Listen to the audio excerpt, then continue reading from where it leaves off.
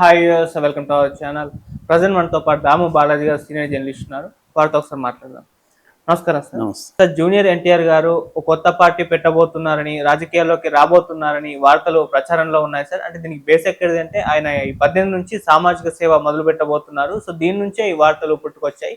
ఇప్పుడు మామూలుగా తమిళంలో విజయ్ కూడా ఈ విధంగా మొదలు సామాజిక సేవ మొదలుపెట్టి ఆ తర్వాత రాజకీయాల్లోకి వచ్చారు. చాలా మంది పొలిటీషియన్స్ ఇలా చేస్తున్నారు కాబట్టి ఇప్పుడు ఎన్టీఆర్ గారు కూడా ఇలా సామాజిక సేవ మొదలుపెట్టి ఆ తర్వాత 2 ఏళ్ల ముందర పార్టీ పెట్టే అవకాశం ఉందని, పోటీ చేసే అవకాశం ఉందని చెప్తున్నారు. సో ఇది పాసిబుల్ అయినా నిజంగా ఎన్టీఆర్ గారు పార్టీ పెట్టబోతున్నారా? మరి ఏపీలో చూసుకుంటే చాలా పార్టీలు ఉన్నాయి. ఈయనకి స్పేస్ ఉందా? వర్కౌట్ అవుతుందా? ఒకవేళ వచ్చే ఎలక్షన్స్ నాటికైనా జగన్మోహన్ రెడ్డి గారితో ఏమన్నా పొత్తు పెట్టుకుని ఆ రకంగా వెళ్లే అవకాశాలు కనిపిస్తున్నాయా సార్? ఏ రకమైన భవిష్యత్తు ఉంది ఎన్టీఆర్ గారు?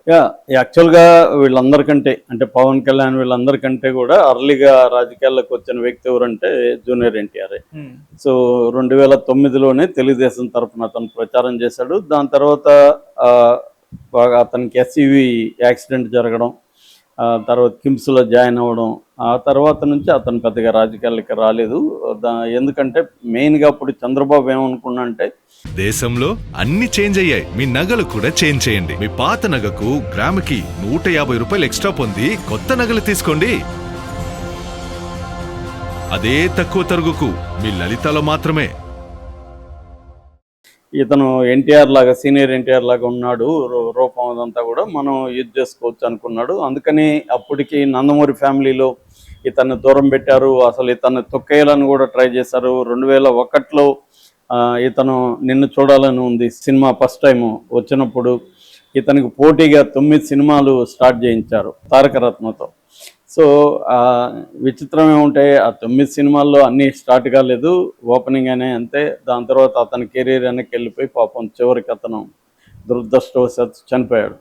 ఎన్టీఆర్ ఏమో ఇతను తొక్కేయాలనుకున్నాడు, కానీ ఇతను ఇప్పటికి కూడా టాప్ 3-4 హీరోస్లో ఒకటిగా నిలిచాడు.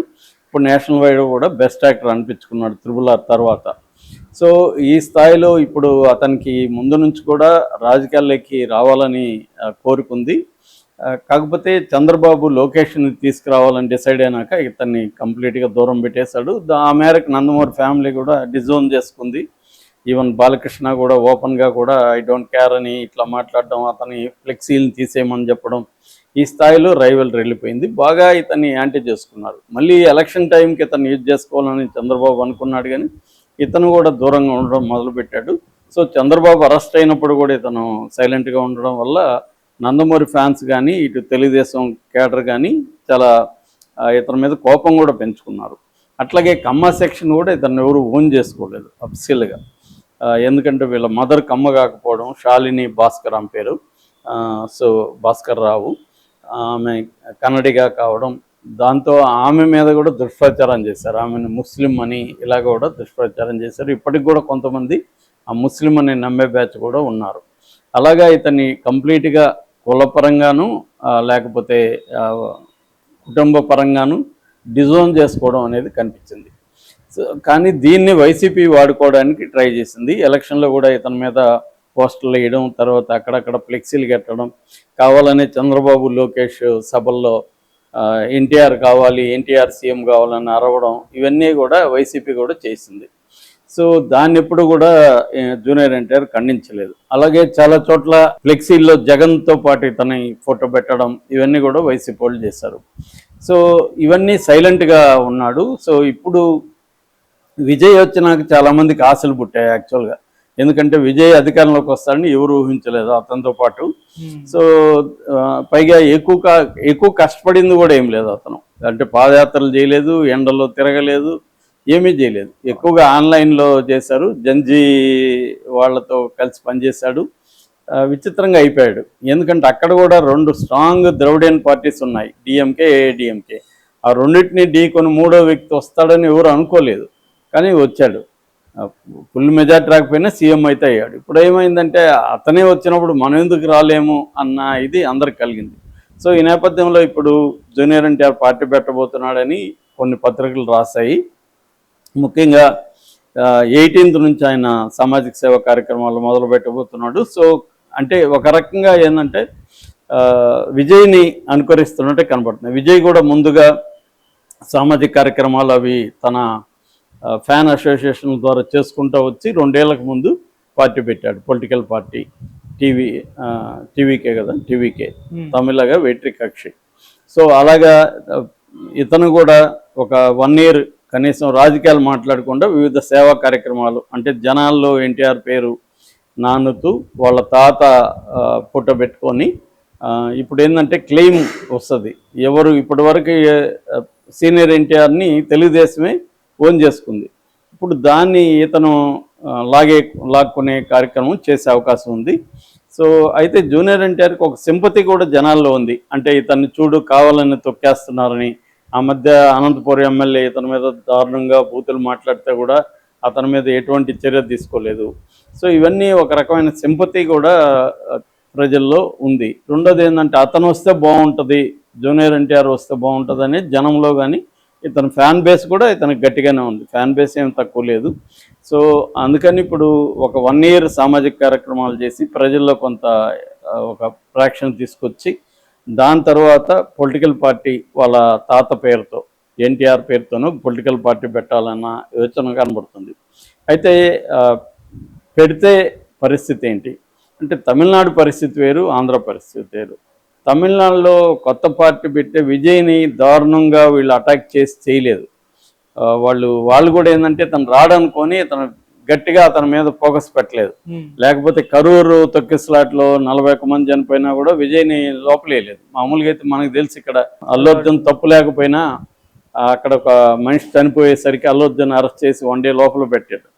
అదే 41 మంది ఇతను తప్పు కూడా ఉంది, విజయ్ తప్పు ఉంది. విజయ్ మధ్యాహ్నం వస్తాను అన్నాడు, ఎప్పుడు 7 o'clock ఈవినింగ్ వచ్చాడు. పైగా అక్కడ లక్షల మంది వస్తారని తెలిసి కూడా నేరో ఇది ఎన్నుకోవడం, ఇవన్నీ కూడా విజయ్ చేసిన తప్పులు క్లియర్గా ఉన్నాయి.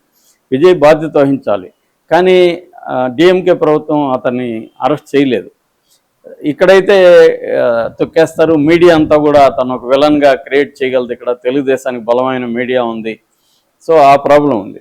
కాకపోతే విజయ్కి అనుకూలత ఏంటంటే, జగన్ ఏమన్నా ఎట్లాగైతే చంద్రబాబుకు పవన్ దొరికాడు, అలాగే జగన్ కూడా ఎన్టీఆర్ని మనం యూజ్ చేసుకుందాము అని అనుకొని రేపొద్దున ఎన్టీఆర్తో అతను టైప్ అయ్యి పొత్తు పెట్టుకొని ఇద్దరు కలిసి దిగితే అప్పుడు వాళ్ళకి ఛాన్స్ ఉంది. ఎందుకంటే పవన్ కళ్యాణ్కి నెగిటివిటీ బాగా పెరుగుతుంది ఈ మధ్యకాలంలో. పవన్ కళ్యాణ్ మీద ఉన్న హోప్స్ అన్ని జనాలకి పోతున్నాయి. ఆల్టర్నేటివ్గా ఎన్టీఆర్ పవన్ కళ్యాణ్ కంటే బెటర్గా మాట్లాడగలరు, ఎందుకంటే స్పష్టత ఉంటుంది. పవన్ కళ్యాణ్లో ప్రాబ్లం ఏంటంటే ఆవేశం, ఎమోషనల్ మాట్లాడతాడు, కానీ ఒక క్లారిటీ, ఒక దాని మీద కట్టుబడి ఉండడు. ఆయన వీడియోలే పక్కన పెడితే కామెడీ అయిపోతుంది, ఎందుకంటే అన్ని కాంట్రడిక్టరీగా మాట్లాడతాడు.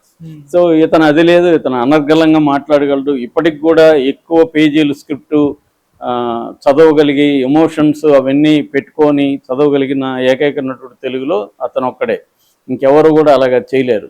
సో అంత ఇది ఉంది మనకి. రాఖీలోనో దేంట్లోనో కృష్ణవంశీ సినిమాలో చాలా వండర్ఫుల్గా అలాంటి సీన్లు చేశాడు. కాబట్టి ఎలక్షన్లకి అది బాగా పనికొస్తుంది. రెండోది క్లారిటీ ఉంది, మెచ్యూరిటీ ఉంది, ఏజ్ ఉంది, 43 ఏళ్ళు ఇప్పుడు అతనికి. కాబట్టి అన్ని రకాలుగా కూడా ఎన్టీఆర్కి స్కోప్ ఉంది. ఇప్పుడు ఏంటంటే విజయ్కి 52 ఏళ్ళు, ఇతను 43, ఇంకొక 5 ఏళ్ళు ఇలాగా ఉంటే నెక్స్ట్ 5 ఏళ్లలో సీఎం అయ్యే అవకాశాలు ఉన్నాయి. సో కానీ అందువల్ల ఇప్పుడు ఎట్లాగైతే చంద్రబాబు సీఎం, పవన్ కళ్యాణ్ డిప్యూటీ అయ్యారో, రేపొద్దున జగన్ సీఎం, ఇతను డిప్యూటీ అయ్యే అవకాశాలు అయితే లేకపోలేదు. సో అదే జరిగితే మాత్రం అప్పుడు అది ఇదవుతుంది. అట్లా కాకుండా నేను ఒంటరిగానే వెళ్తాను విజయ్ లాగా అనుకుంటే మాత్రం కొంత డిఫికల్టే. ఎందుకంటే ఇతన్ని తొక్కేయడానికి కంప్లీట్గా తెలుగుదేశం మీడియా రంగంలో దిగి రకరకాల పుకార్లు క్రియేట్ చేసి వీళ్ళమ్మ ముస్లిం అని చెప్పి మళ్ళీ ఇతన్ని తొక్కేయడానికి బాగా ట్రై చేస్తారు. సో దాన్ని ఎదుర్కోవడానికి ఇతనికి సొంత మీడియా కానీ సొంత బలం కానీ లేదు. ఎన్టీఆర్కి డబ్బులు కూడా 100 కోట్లు పెట్టే, ఏదో 10 కోట్ల సంఖ్యలో 10 కోట్లు 20 కోట్లు ఆయన పెట్టచ్చేమో, కానీ 100 కోట్లు 1000 కోట్లు పెట్టే పరిస్థితి కూడా లేదు. అతనికి ఆ కైండ్ ఆఫ్ మెకానిజం కూడా లేదు. సో జగన్తో కలిశాడు అనుకో, జగన్కి ఆల్రెడీ గ్రౌండ్ లెవెల్లో పార్టీ స్ట్రక్చర్ ఉంది, ఆర్గనైజేషన్ ఉంది, మీడియా ఉంది, అతనికి రాజకీయ అనుభవం ఉంది. ఇతనికి అవన్నీ కూడా హెల్ప్ అయ్యే అవకాశాలు ఉన్నాయి.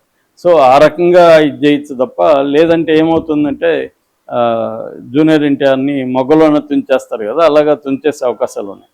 కాబట్టి అతను జగన్తో కలిస్తే ఉంది. అయితే జగన్తో ఎందుకు కలవాలి, ఇటు తెలుగుదేశంతో కలవచ్చా కదా, లేదా బీజేపీతో కలవచ్చు కదా అనే వాదన కూడా ఉంది. ఎందుకంటే బీజేపీ అమిత్ షా ఇతను కలిసిపోయేటప్పుడు.